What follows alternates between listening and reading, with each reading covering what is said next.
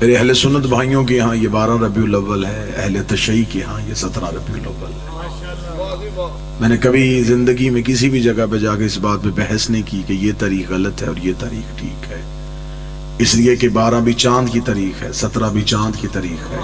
چاند نہ تھا اور یہ تھے، بسم اللہ۔ یہ چاند کے بعد نہیں، یہ چاند سے پہلے ہے، بلکہ انہی کے پاؤں کے تلووں سے نور لے کو تو چاند کو چاند کی جتنی۔ لہٰذا اس بات پہ بحث نہیں ہے کہ 12 ٹھیک ہے یا 17 ٹھیک ہے، عقیدہ یہ ہے کہ نبی کا میلاد ہونا چاہیے۔ تاریخوں کا محتاج میرا رسول نہیں، میلاد پیغمبر ہونا چاہیے۔ عید میلاد النبی، میلاد رسول۔ میلاد فارسی زبان کا لفظ ہے، میلاد کہتے ہیں سالگرہ کو، نبی کی سالگرہ۔ میرے سامنے ماشاءاللہ دانا مجمع ہے اور یہ لفظ کی قدر کرے گا۔ میلاد نبی منا ہی ہو سکتا ہے جو نبی کو پہلے دن سے نبی مانتا ہو۔ بسم اللہ صلی اللہ یا رسول اللہ، بسم اللہ بسم اللہ۔ یہ میلاد رسول ہے، وہی منائے گا جو نبی کو پہلے دن سے رسول اور نبی۔ فرض سے میلاد شروع نہیں ہوتا، میلاد عرش سے شروع ہوتا ہے۔ یہ اعتراض ہے کہ شاید جو علی کا ذکر زیادہ کرتے ہیں وہ نبی کی بات کم کرتے ہیں، یہ غلط اعتراض ہے۔ ہم علی علی کرتے اس لیے ہیں تاکہ زمانے کو نبی نبی کرنے کی تعظیم آ جائے۔ ہم علی کی باتیں زمانے کو اس لیے زیادہ سناتے ہیں،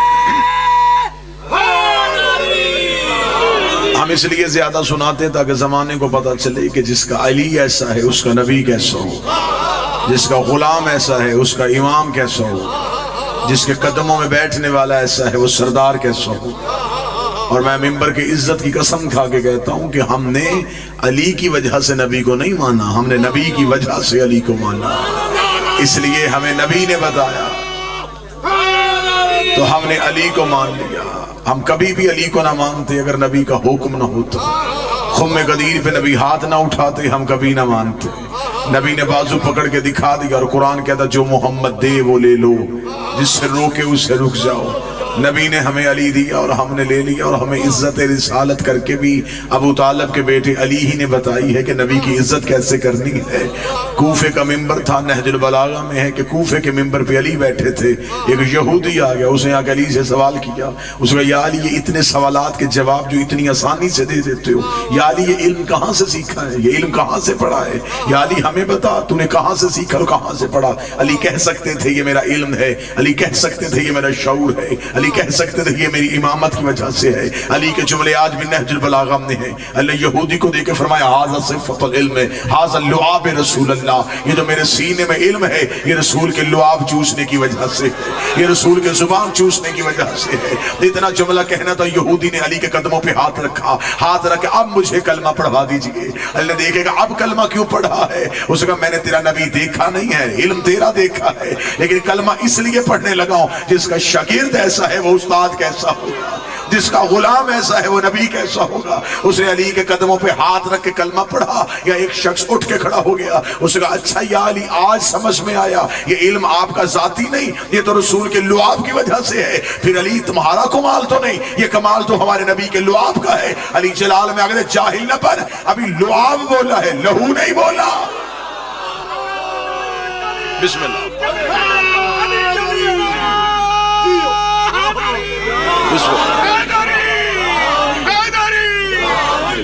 ابھی لعا بولا، اللہ اکبر،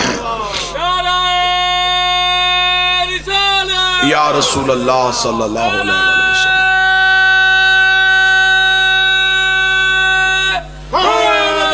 یا ابھی لعا بولا ہے، لہو نہیں بولا۔ اور میں نبی کا لہو ہوں، میں نبی کا خون ہوں۔ نبی نے فرمایا تھا یا علی لحموں کا لحمی دموں کا دمنی، اے علی تیرا گوشت میرا گوشت، تیرا خون میرا خون۔ لہٰذا عزت علی کرنے والوں کو پتا ہے کہ عزت نبی کیا ہے۔ زمانہ پریشان ہے ختم نبوت کے حوالے سے، کبھی کہیں سے نبوت پہ حملہ ہو رہا ہے، کہیں سے ختم نبوت پہ حملہ ہو رہا ہے۔ مسجدوں میں لیکچرز دیے جا رہے ہیں, بچوں کو بتایا جا رہا ہے کہ بیٹا ہمارا نبی آخری نبی ہے, اس کے بعد کسی نبی کو نبی نہیں ہم مان سکتے. یہ بچوں کے ذہنوں میں بتایا جا رہا ہے تاکہ ہمارا بچہ کسی غیر کے ہاتھوں میں آ کے کہیں ختم نبوت کا انکار نہ کر دے, کسی دوسرے کو نبی نہ مان لے. زمانہ پریشان ہے, ہم بڑے مطمئن ہیں, اس لیے کہ ہم نے بابا جی محمد رسول اللہ کے فوراً بعد علی ولی اللہ پڑھا دیا ہے. ہمارے بچے جب علی ولی اللہ پڑھ لیتے ہیں پھر انہیں سمجھانے کی ضرورت نہیں رہتی, پھر انہیں پتا چل جاتا ہے جب علی جیسا بندہ نبی نہیں بن سکا کسی اور کی اوقات ہی کیا.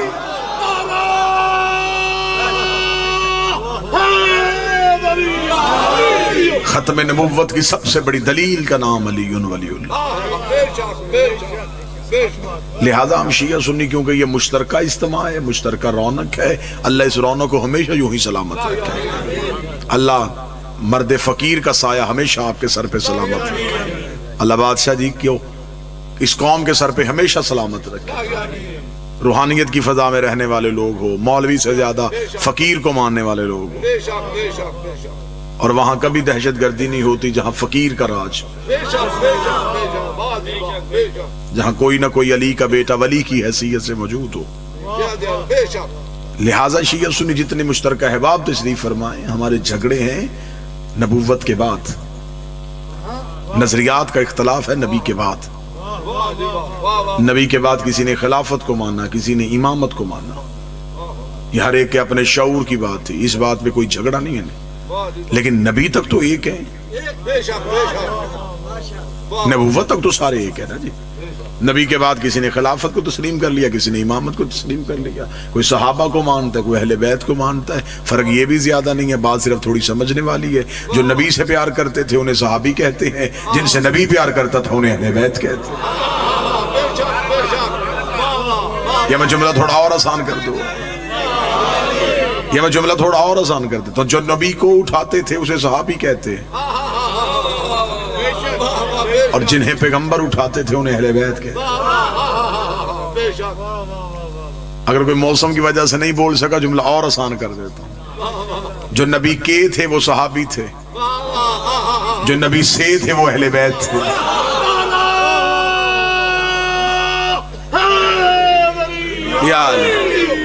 کے والا رشتہ ہے جسم کے ساتھ, سے والا رشتہ ہے نبی کی روح کے ساتھ. فاطمہ تو بضعۃ منی, فاطمہ میرا ٹکڑا. حسین منی, حسین مجھ سے. یا علی انت منی, ہے علی تو مجھ سے. حسن منی, حسن مجھ سے. اس کا مطلب یہاں کے نہیں ہے, یہاں سے ہے. اور درود کے والوں پہ نہیں ہوتا, درود سے والوں پہ.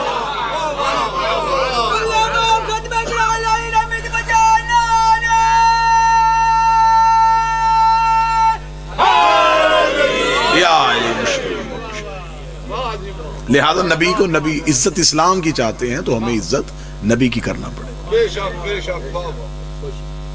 یہ کوئی نبی کی عزت نہیں ہے کہ ہم یہ کہیں کہ ہمارا نبی معاذ اللہ ثم معاذ اللہ 40 سال کے بعد نبی بنا.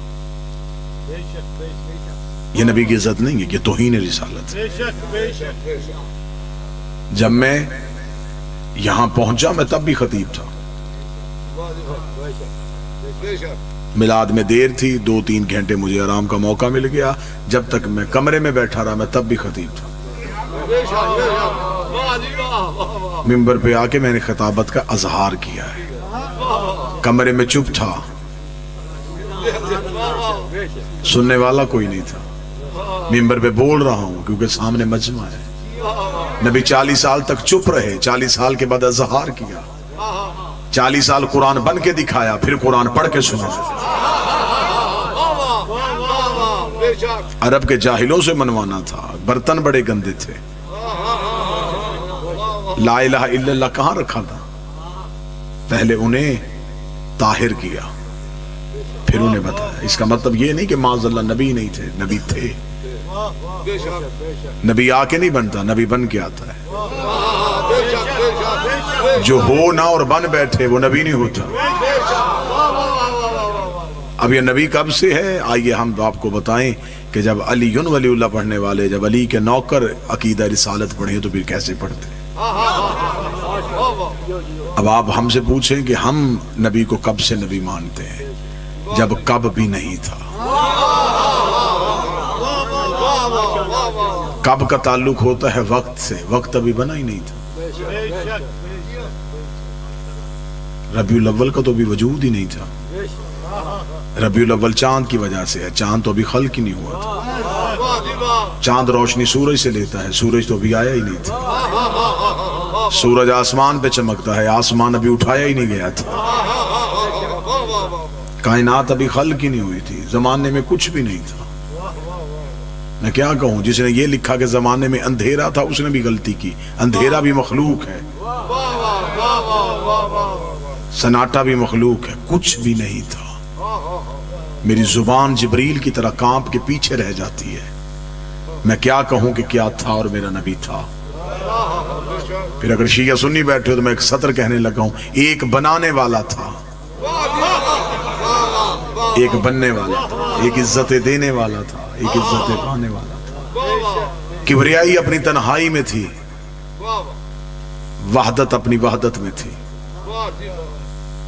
کہتا بھی تو اللہ ہے تو کسے کہتا؟ اس نے چاہا کہ کسی کو تو پتا چلے کہ میں خدا ہوں. پھر اس نے اپنے ہی نور سے ایک نور کو علیحدہ کیا. اب جو میلاد عرش سے سننا چاہتے ہو ذرا سر اٹھانا. اس نے اپنے ہی نور سے ایک نور کو علیحدہ کیا. اس نے نور کو علیحدہ کر کے کہا اب تو نے جا کے بتانا ہے کہ میں ہوں.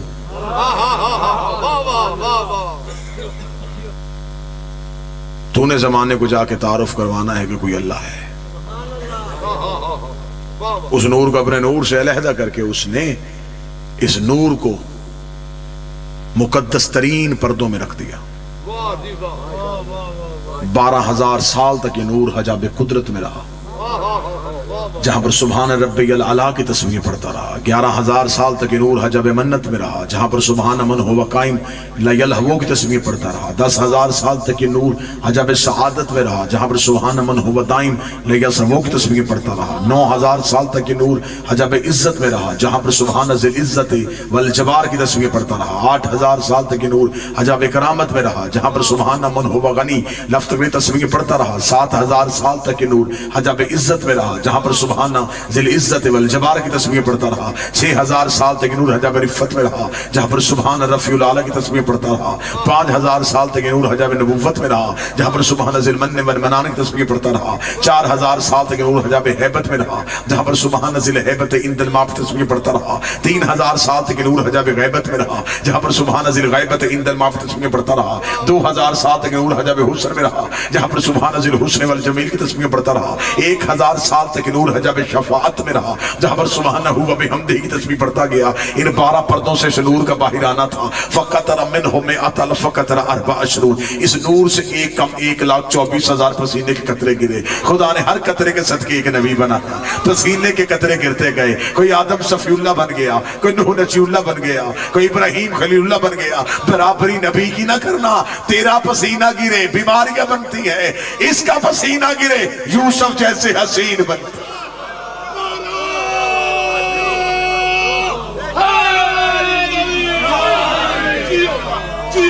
بسم اللہ. پسینے کے قطرے گرتے گئے اور خدا نبوتیں دیتا گیا. آؤ ہم تمہیں بتائیں کہ یہ کائنات بنی کیسے. معصوم فرماتے خلق العرش من العرق راسہ، نبی کے سر کا پسینہ لیا آسمان بنا دیا. اور قطر کو بندہ یہ نہ سمجھے کہ پسینہ معاذ اللہ کوئی کثافت ہے، نور سے نور گر رہا ہے. خلق العرش من العرق راسہ، نبی کے سر کا پسینہ لیا آسمان بنا دیا. خلق الانبیاء من العرق جبین، نبی کی پیشانی کا پسینہ لیا انبیاء بنا دیا. خلق الملائکہ من العرق صدرہ، اس کے سینے کا پسینہ لیا اور فرشتے بنا دیے.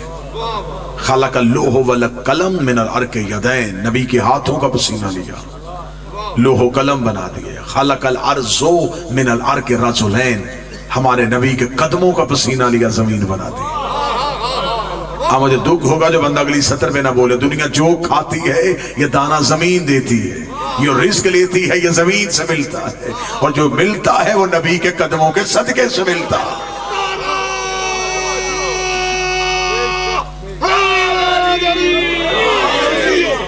اب یہ سب کچھ کیوں بنایا؟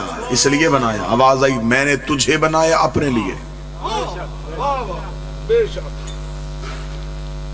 تجھے بنایا میں نے اپنے لیے، اب جو بناؤں گا، اب تو جو میری طرف کیجئے گا سر، تجھے بنایا میں نے اپنے لیے، اب جو بھی بناؤں گا وہ تیرے لیے بناؤں گا۔ میں نے آسمان کا سائبان اٹھایا تیرے لیے، بس جو بھی کام کرنا یار ایک دفعہ کر لو۔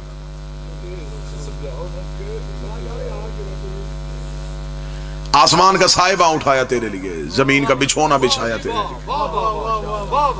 آج بھی چند بندے شیعہ سنیوں سے پوچھتے ہیں کہ تم میلاد کیوں مناتے ہو؟ یہ میلاد منانا قرآن کی کس آیت میں لکھا؟ آؤ میں تمہیں قرآن سے ثابت کروں میلاد کس نے منایا۔ سب سے پہلے یہ میلاد ہی اللہ نے منایا تھا۔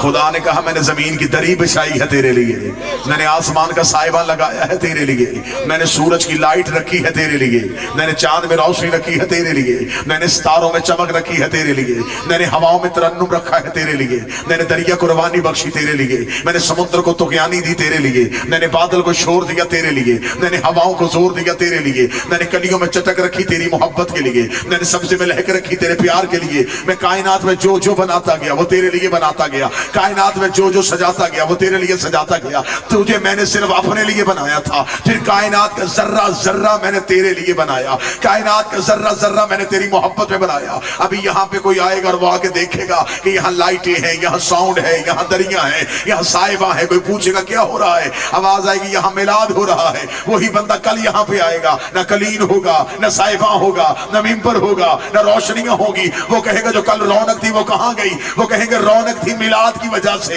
میلاد ختم ہو گیا، رونق ختم ہو گئی۔ میرے اللہ تو نے کہا زمین بچھائی ہے نبی کے لیے، آسمان کا سائبہ ہے تیرے پیغمبر کے لیے، اور اگر نبی دنیا سے چلے گئے ہیں زمین کو لپیٹ کیوں نہیں دیتا، آسمان کو گرا کیوں نہیں دیتا، سورج کو بجھا کیوں نہیں دیتا؟ فرمایا جاہل نہ بننا، محمد تھے نہیں، محمد ہیں۔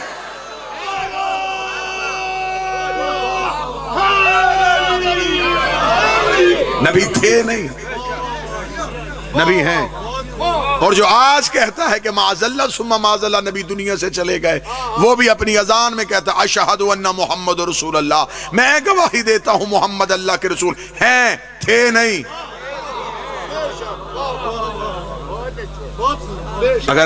اگر تو نے نبی کو حاضر نہیں ماننا پھر اذان بدل، جرت کر مسجد کے سپیکر میں کہے کہ محمد اللہ کے رسول تھے۔ اگر وہ تھے ہوتے تو کائنات غرق ہو جاتی، وہ ہیں، موجود بھی ہیں، درود بھی ہیں، سلام بھی ان پہ۔ ان 12 حجابات میں نبی کا نور رکھا، 12 حجابات سے اس نور کو نکالا اور نور کے دریاؤں میں رکھ دیا۔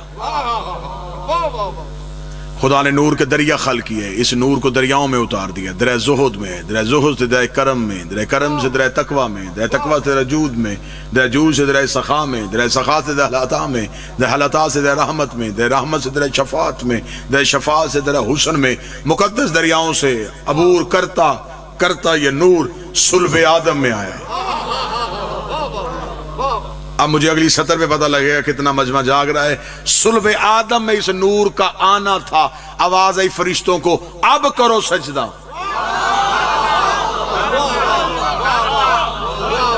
اس کا مطلب ہے سجدہ آدم کو نہیں ہو رہا، سجدہ اس نور کو ہو رہا ہے جو آدم کی پیشانی میں منتقل۔ ملائکہ کو حکم ہوا اب سجدہ کرو، اس لیے حیات القلوب میں علامہ مجلسی علیہ الرحمہ لکھتے ہیں اہل سنت ابن محی الدین عربی سے لے کے ابن تیمیہ تک جہاں چاہو حضرت آدم کا پتلا پہلے سے موجود تھا، سجدے کا حکم نہیں تھا۔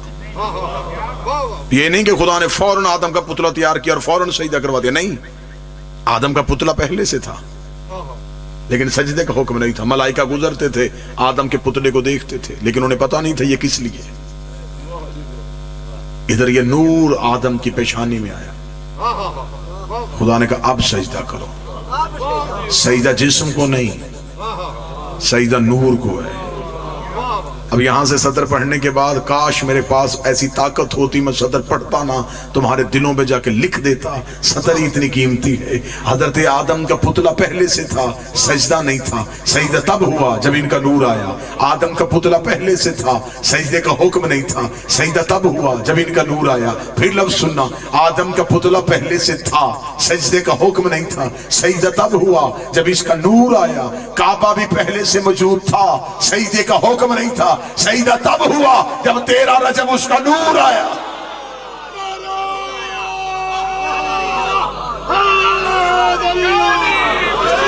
وہاں بھی نور کو سجدہ.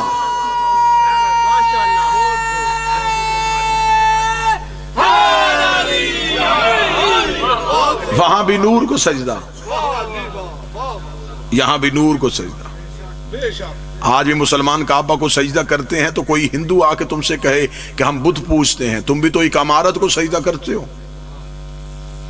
لیکن معصوم فرماتے ہیں کہ کعبے کے سجدے میں بھی 2 چیزیں, ایک جسم جھکتا ہے, ایک روح جھکتی ہے. اور کعبہ بھی 2 چیزوں کا مجموعہ ہے. ایک کعبہ ہے مٹی کا گھر, ایک ہے اس میں نور. سجدہ بھی اسے 2 چیزیں کر رہی ہیں, ایک بدن, ایک روح. بدن کا تعلق مٹی سے, مٹی کو جھک رہی ہے. روح کا تعلق نور سے ہے, نور کو جھک رہا ہے. صلب آدم میں اس نور کا آنا تھا. خدا نے اسے صلب آدم سے صلب شیش میں منتقل کیا. صلب شیش سے صلب انوش میں آیا, صلب انوش سے صلب کنان میں آیا, صلب کنان سے صلب محلائیل میں آیا, صلب محلائیل سے صلب بازر میں آیا, صلب بازر سے صلب ادریس میں آیا, صلب ادریس سے صلب خنوخ میں آیا, صلب خنوخ سے صلب مسلوسخ میں آیا, صلب مسلوسخ سے صلب ملک میں آیا, صلب ملک سے صلب نوح میں آیا, صلب نوح سے صلب سام میں آیا, صلب سام سے صلب فقصد میں آیا, صلب فقصد سے صلب شالخ میں آیا, صلب شالخ سے صلب آبر میں آیا, صلب آبر سے صلب فالق میں آیا, صلب فالق سے صلب ارغو میں آیا, صلب ارغو سے صلب تارخ میں آیا, صلب تارخ سے صلب ابراہیم نے آیا, صلب ابراہیم سے صلب اسماعیل میں آیا, صلب اسماعیل سے صلب کدار میں آیا, صلب کدار سے صلب بنت میں آیا, صلب بنت سے صلب حامل میں آیا, صلب حامل سے صلب یس میں آیا, صلب یس سے صلب یمسی میں آیا, صلب یمسی سے صلب عاد میں آیا, صلب عاد سے صلب عدنان میں آیا, صلب عدنان سے صلب معاد میں آیا, معاد سے صلب مدرکہ میں آیا, صلب مدرکہ سے صلب خزیمہ میں آیا, صلب خزیمہ سے صلب کنانہ میں آیا, صلب کنانہ سے صلب نظر میں آیا, صلب نظر سے صلب مالک میں آیا, صلب مالک سے صلب غاب میں آیا, صلب غاب سے صلب لہب میں آیا, لہر سے صلب وبی میں آیا, لبی سے صلب کعب میں آیا, صلب کعب سے صلب کلاب میں آیا, صلب کلاب سے صلب زید میں آیا, صلب زید سے صلب قصی میں آیا, صلب قصی سے صلب عبد مناف میں آیا, صلب عبد مناف سے صلب حاشم نے آیا, صلب حاشم سے صلب عبد المطلب میں آیا. صلب عبد المطلب میں پہنچ کے 2 برابر حصوں میں تقسیم ہو گیا. ایک صلب عبداللہ میں چلا گیا, ایک صلب ابو طالب میں چلا گیا. جو صلب عبداللہ میں آیا محمد رسول اللہ بن گیا, جو صلب ابو طالب میں آیا علی اور ولی.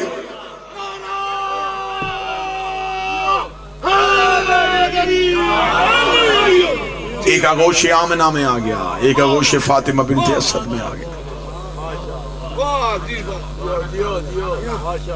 ایک صلب عبداللہ میں, ایک صلب ابو طالب میں.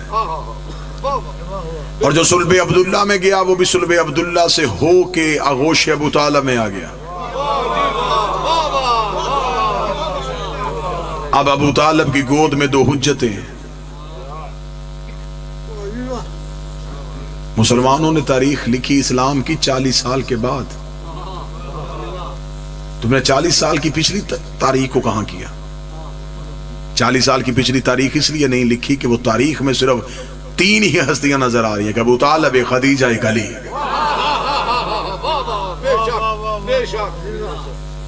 40 سال کے پیچھے تو کوئی مسلمان ہی نہیں تھا نا. 40 سال کے پیچھے مسلمانوں نے پوری تاریخ چھپا لی.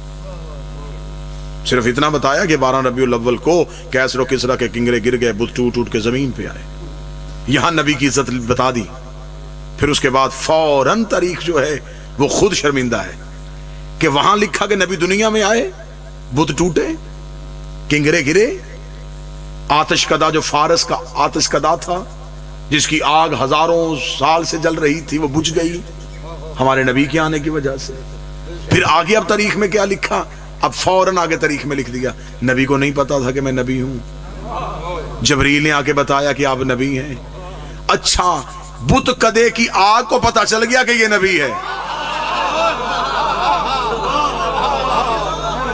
کیسر و کسرا کے کنگروں کو پتا چل گیا کہ نبی ہے. جو بت ٹوٹے تھے انہیں پتا چل گیا کہ نبی ہے. اور جس کے گھر میں آیا ہے. اب یہ تاریخ مسلمانوں نے فوراً کیوں بدلی؟ اس لیے بدلی کہ اب اس تاریخ میں ان ہستیوں کا کردار تھا.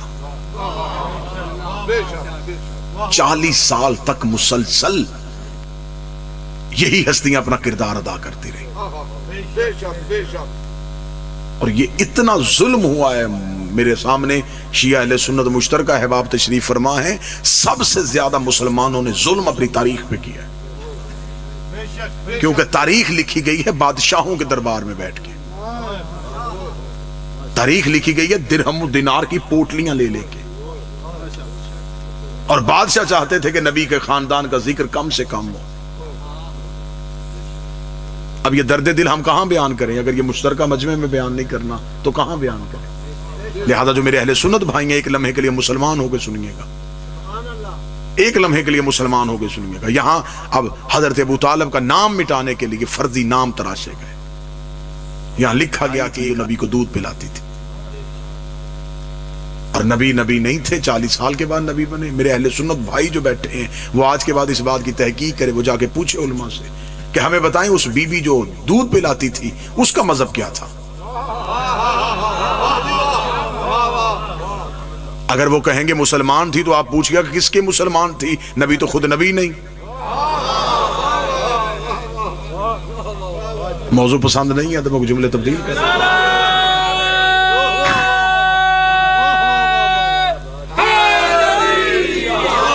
یہ باتیں میں اس لیے کر رہا ہوں کہ بڑے خوش ترین وہ لوگ ہوتے ہیں اور علاقے ہوتے ہیں جہاں پہ شیعہ اہل سنت مل کے میلاد مناتے ہیں.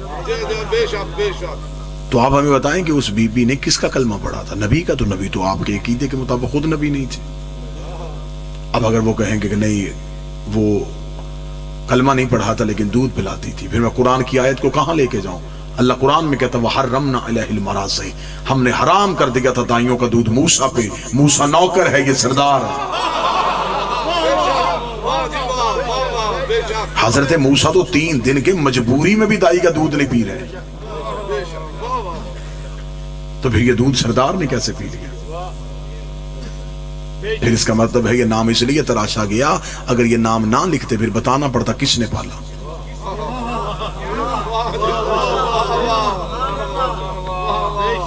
وہ حضرت ابو طالب کا نام مورخ لکھنا نہیں چاہتا تھا. اسے مورخ نے تاریخ میں معاذ اللہ لکھ دیا کہ انہوں نے کلمہ نہیں پڑھا تھا. اور اسلامیات میں بچوں کو یہ بتا دیا گیا بیٹا مردوں میں سب سے پہلے انہوں نے کلمہ پڑھا تھا، بچوں میں سب سے پہلے انہوں نے پڑھا تھا. اسلام کی زیادہ جنگیں انہوں نے جیتی تھی. آپ ہمیں یہ کیوں نہیں بتاتے کہ اسلام کی پہلی دعوت کس کے گھر ہوئی تھی؟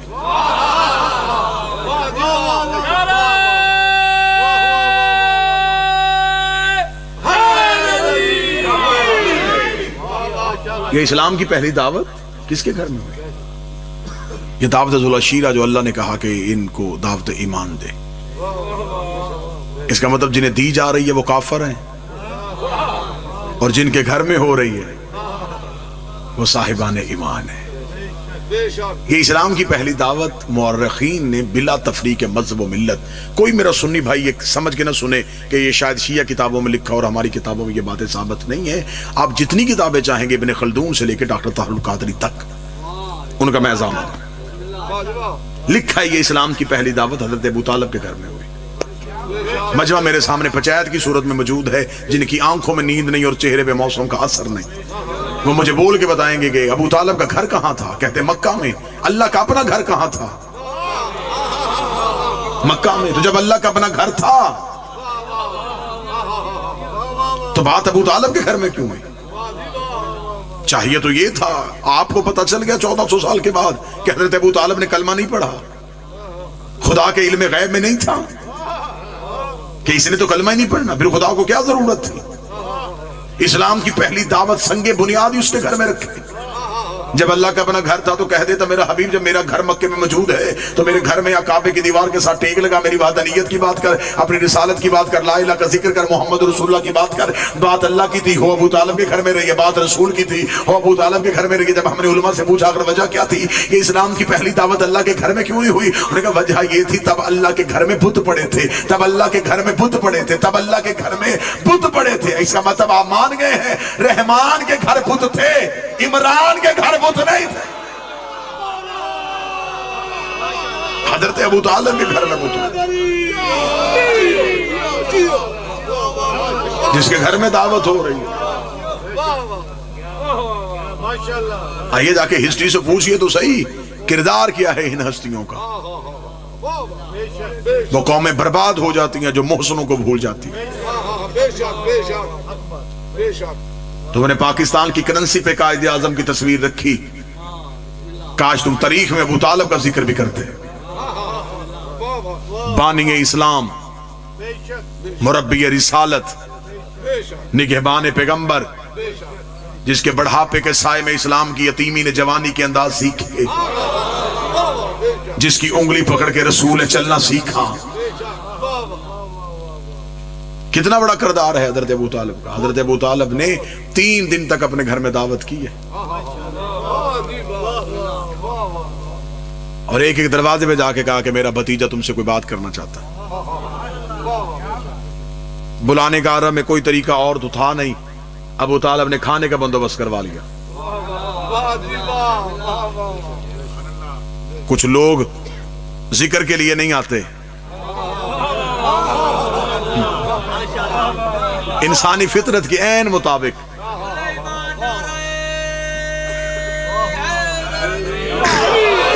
لال سے خوراک رکھا گیا. جنہوں نے نہیں آنا تھا وہ سب سے پہلے آئے. دعوت کا اہتمام ہوا. دعوت بھی چھوٹی موٹی نہیں تھی, پرتکلف.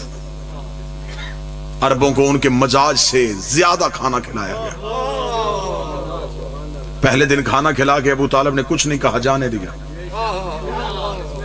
فرمایا انہیں اپنے گھر کے نمک کی عادت ڈالے. دوسرے دن پھر آ گئے, آتے ہوئے اور لوگوں کو ساتھ لائے. تیسرے دن مجمع زیادہ ہو گیا. آج رسالت امام نے چچا کی ابا کے دامن کو تھاما, تھام کے کہا چچا بات میری کوئی نہیں سنتا. فرمایا آپ بتائیں سنانا کب چاہتے ہیں. رسالت امام نے فرمایا ہم چاہتے ہیں کہ آج بات ہو ہی جائے. فرمایا پھر آج کوئی نہیں جائے گا. اب کتابیں کہتی ہیں کہ حضرت ابو طالب نے جب سب کھانا کھا چکے پوچھا کسی اور کو کوئی طلب, کہنے ابو طالب تو نے تو اتنا کھلا دیا 3 دن سے, ہم تو تیرے ممنون ہیں, ہم تو تیرے مقروض ہو گئے. ابو طالب نے کہا اب ابھی قرضہ واپس لیتے. کیا کرنے لگا ہے؟ فرمایا میرا بھتیجا تم سے کوئی بات کرے گا. ان کو خبر تھی کہ اب نبی کیا کہنے والے ہیں. یہ اٹھنے کا ارادہ کر رہے تھے. ابو طالب نے اپنی ابا کو کھولا, تلوار کو نیام سے کھینچا, گھر کے بیرونی دروازے پہ اپنی تلوار کی نوک کو رکھ کے کہا آج کوئی نہیں جائے گا جب تک وہ نہ بولے. اس کو خاموش ہو جاؤ. اتنا کہنے کے بعد نبی کے چہرے پہ نظر مار کے حضرت ابو طالب نے کہا قم یا سیدی و یا مولایا, اٹھو میرا سید, اٹھو میرا مولا. فتکلم مما تحبون, اور کہہ دے وہ جو تو چاہتا ہے. وبلغ رسالتہ من ربک, اور پہنچا وہ رسالت جو تیرے رب نے تجھ پہ نازل کی ہے. ابو طالب کا جملہ کہنا تھا خدائی جھوم گئی. خدا نے کہا ابو طالب تو نے تو توحید پہ قرضہ کر دیا, تو نے 40 کافروں میں میرے نبی کو مولا کہہ دیا, میرے نبی کو سید کہہ دیا. میں 1.25 لاکھ حاجیوں میں اسی نبی کے ہاتھوں تیرے علی کو مولا نہ کہلواؤں, مجھے خدا نہ کہہ.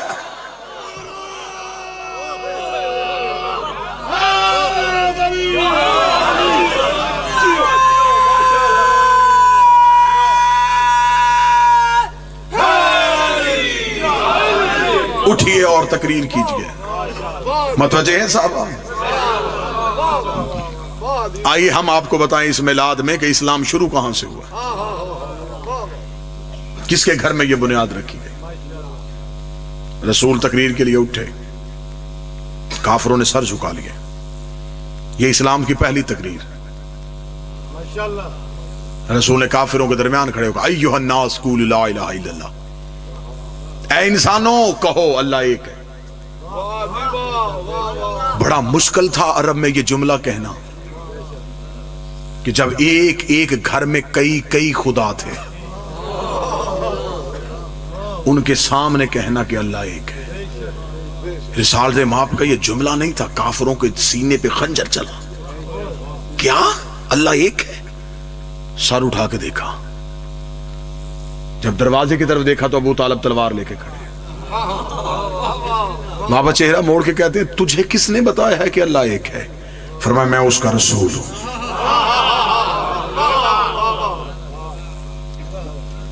چند بوڑھے سردار اونچی آواز میں کہکا لگایا، کہکا لگا کہتے ابو طالب مبارک ہو، آج کے بعد بھتیجے کی اطاعت کرے گا. یہ کیا کہہ رہا ہے تیرا بھتیجا؟ یہ عبداللہ کا بیٹا کیا کہہ رہا ہے؟ یہ کہہ رہا کہ میں نبی ہوں، یہ ہمارے درمیان رہا ہے اور اب یہ کہہ رہا ہے کہ میں نبی ہوں. اب اس کی نبوت کو مانے، کیا گواہی ہے کہ یہ نبی ہے؟ اب اتنا کہنا یہ پیچھے سے علی کی آواز آئی، اشہد ان لا الہ الا اللہ،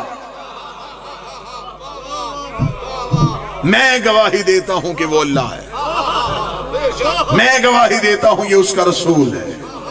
رسول کا میں گواہی دیتا ہوں یہ میرا جانشین ہے. اس کا مطلب آج پوری دنیا میں جو مسلمان کلمہ پڑھتے ہیں لا الہ الا اللہ محمد رسول اللہ، یہ علی کی سنت ہے. علی ولی اللہ کہنا نبی کی سنت. بسم اللہ. ہم گواہی دیتے ہیں، میں گواہی. آؤ اسلام میں کردار تو دیکھو کن ہستیوں کا کردار ہے. علی اٹھے، علی نے کہا میں گواہی دیتا ہوں. رسول کہہ رہے ہیں اللہ ایک ہے، علی پیچھے سے کہہ رہے ہیں ہاں اللہ ایک ہے. آگے محمد رسول اللہ ہے، پیچھے علی ولی اللہ ہے. اب میں جملہ بدل کے کہنے لگا اور جملہ آپ کے ذہنوں کو جگا دے گا. ابو طالب کے دونوں بیٹوں نے پورے کفر کو گھیر لیا.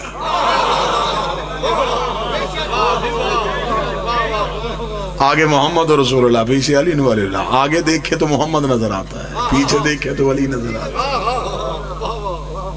فرمایا یہاں سے مان کے جاؤ.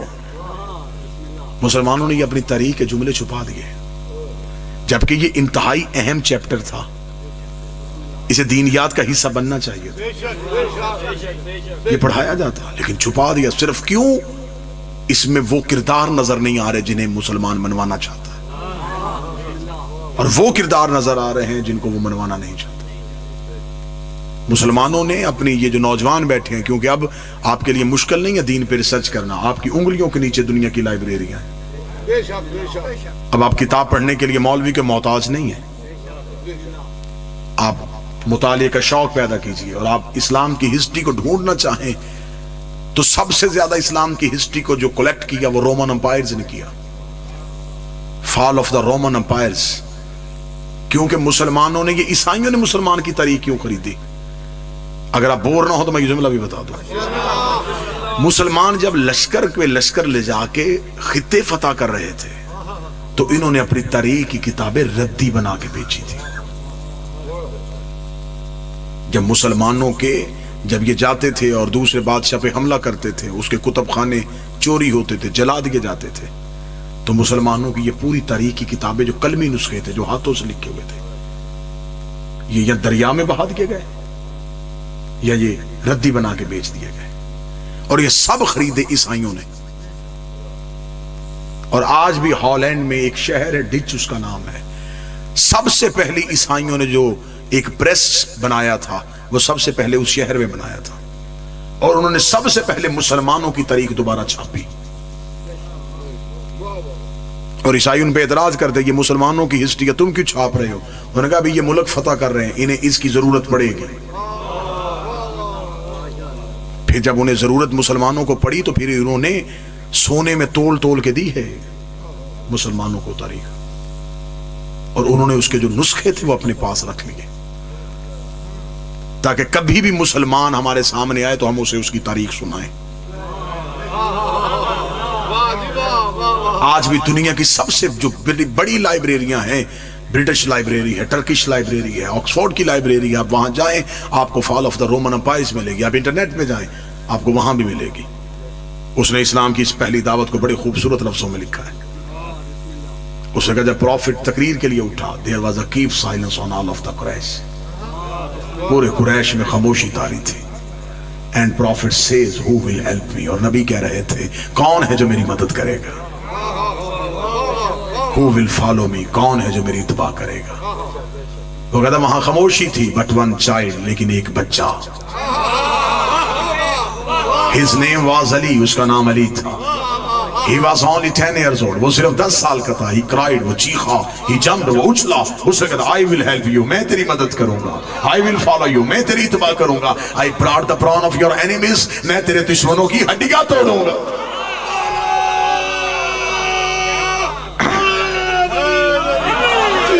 उन्होंने लिखा इस्लाम की हिस्ट्री। अब इस्लाम की पहली दावत हो गई, नबी की तकरीर हो गई, काफिरों को पता चल गया कि अच्छा तो अब ये नबी है। इससे पहले कि काफिर अपने घरों में जाके प्रोग्राम बनाते, हजरत अबू तालिब ने नबी की तकरीर खत्म होने के बाद नबी का हाथ पकड़ के वहां ले गए जहां चारों बेटे बैठे थे। फरमाया आज के बाद तुम्हारे जिम्मे है इसकी हिफाजत करना। और तुम्हें बताएं कि इस्लाम के मौसम कौन है। खतरे के बिस्तर पे अपना उठाया और नबी के बिस्तर पे सुलाया। ये जो अली हिजरत की रात मुतमिन हो गए सो गए थे, ये बचपन की आदत थी। अली को मौत से इसलिए डर नहीं आया, बाप ने तरबियत में रखा था। खतरे के बिस्तर पे कभी जाफर को उठाया, मोहम्मद की जगह पे सुला दिया, कभी अकील को सुला दिया, कभी तालब को सुला दिया, मेरा कत्ल हो जाए, नबी पे तलवार ना चले। अरब का कल्चर ही नहीं था कि कोई चचा अपना बेटा भतीजे पे कुर्बान करता। बेटा जब भी कुर्बान होता है अकीदे पे होता है। हजरत अबू तालिब ने बिस्तर बदल के जमाने को बताया, मोहम्मद मेरे भतीजे का नाम नहीं, मेरे अकीदे का नाम। दो हस्तियों ने एहसान किया हमारे नबी पे, एक हजरत इमरान और एक जनाब खदीजतुल कुबरा।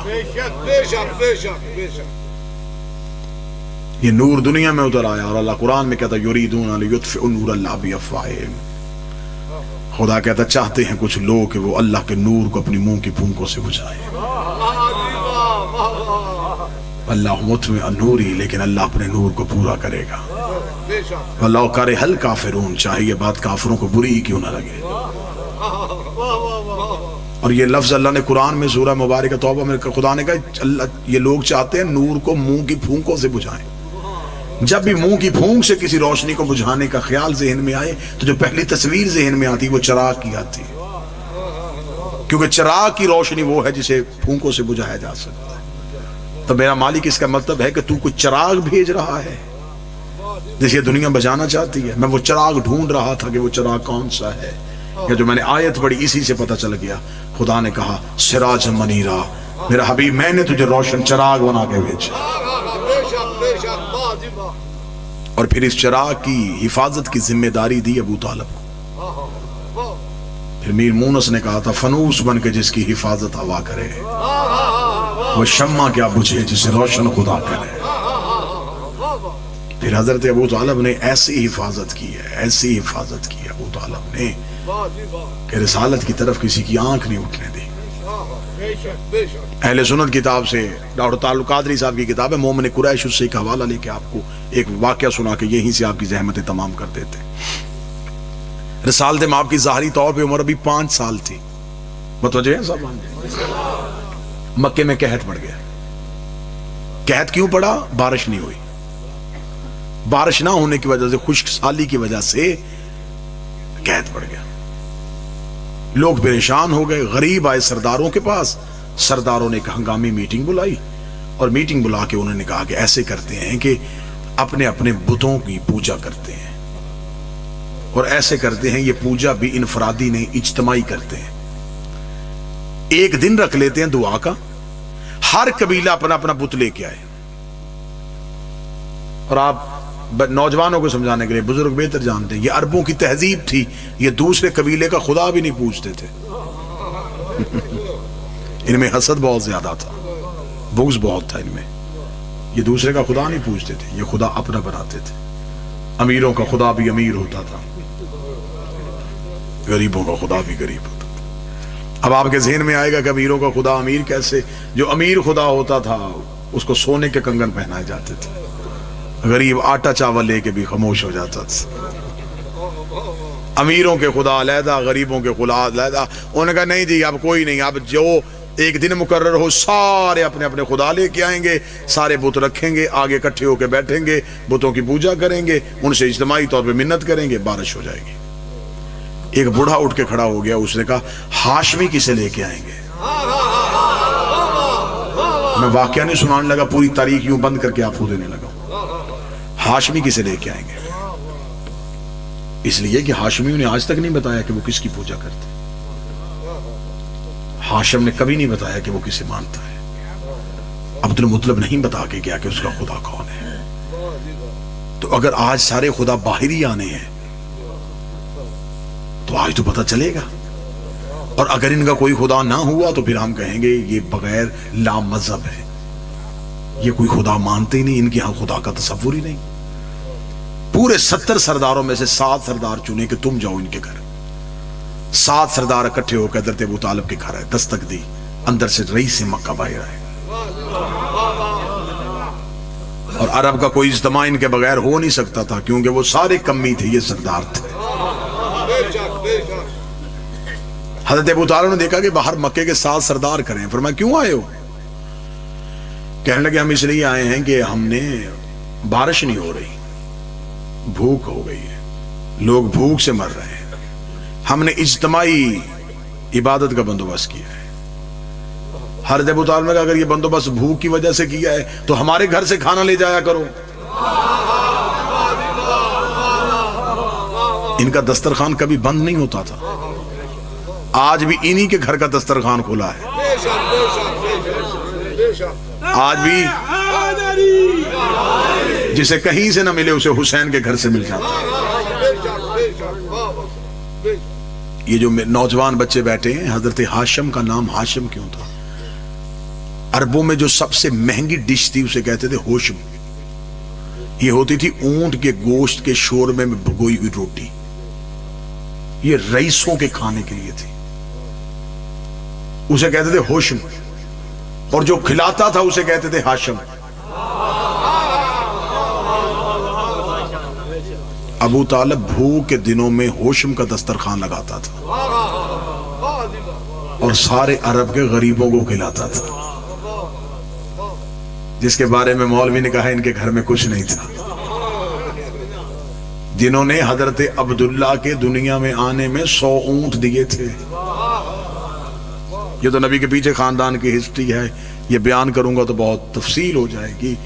انہوں نے کہا جی ہم نے خداؤں کا انتظام کیا، اگر آپ کا بھی کوئی خدا ہے آپ بھی لائیں۔ حضرت ابو طالب مسکرا کے کہا کل ہم بھی آئیں گے۔ لے جی آپ بولیں نہ بولیں، واللہ باللہ کتابیں کہتی ہیں کہ پوری رات مکے والے سوئے نہیں،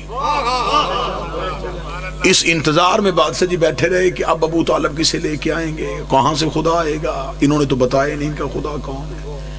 جب یہ صبح آئے انہوں نے مکے کے باہر وادی میں اپنے اپنے بت رکھ دیے، آگے بیٹھ گئے، اب نظریں تھیں ہاشمیوں کے گھر کی طرف۔ یا تھوڑی دیر بعد ابو طالب کے گھر کا دروازہ کھلا، سرکار حضرت عمران کا پہلا قدم مکے کے بازار میں آیا، لوگوں کو اپنے خدا بھول گئے، پنجوں کے بل کھڑے ہو کے ابو طالب کو دیکھا کسے لا رہا ہے۔ پھر تاریخی آنکھوں نے پہلی بار وہ منظر دیکھا، ابو طالب کے کاندھے میں 5 سال کا محمد بیٹھا ہوا تھا۔ آیا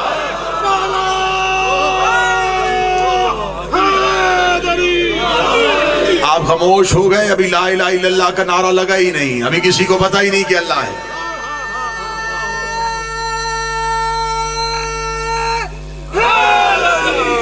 ابھی کسی کو پتہ ہی نہیں ہے کہ محمد اللہ کے رسول ہیں۔ 5 سال کے بھتیجے کو کاندھے پہ بٹھا کے حضرت ابو طالب خرامہ خرامہ ٹہلتے ہوئے، وقار کے ساتھ چلتے ہوئے، حضرت ابو طالب مکہ کے بازار سے گزرتے ہوئے، وادی کے قریب سے ہوتے ہوئے مکہ کی ایک اونچی چوٹی پہ جا کے کھڑے ہو گئے۔ کتابیں کہتی اتنی اونچی چوٹی پہ جا کے حضرت ابو طالب کھڑے ہوئے تھے، اس دن مکہ کے گھر کے اندر بیٹھی ہوئی عرب کی ماؤں کی گود میں لیٹے ہوئے بچے بھی ابو طالب کا چہرہ دیکھ رہے تھے۔